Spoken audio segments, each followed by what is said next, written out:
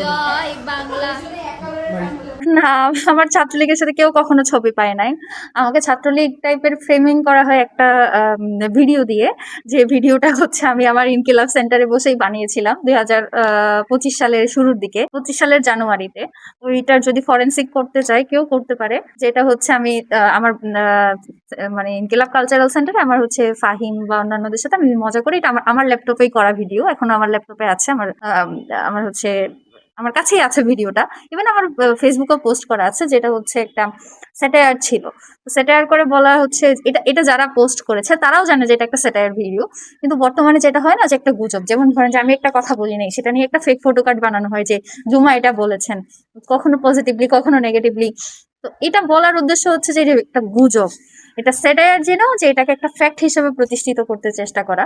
তো আমার আসলে কখনোই কোনোদিন কোনো ছাত্রলীগের প্রোগ্রামে বা ছাত্রলীগের সাথে সম্পৃক্ত কোনো কিছুতে কখনো আমাকে পাবে না।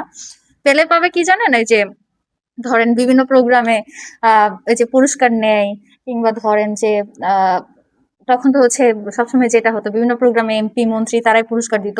তো আমার আর কি বেশ অনেকগুলা পুরস্কার আছে, যেগুলো হচ্ছে আমি এরকম বিভিন্ন রাজনৈতিক মানুষজনের হাত থেকে নিয়েছি।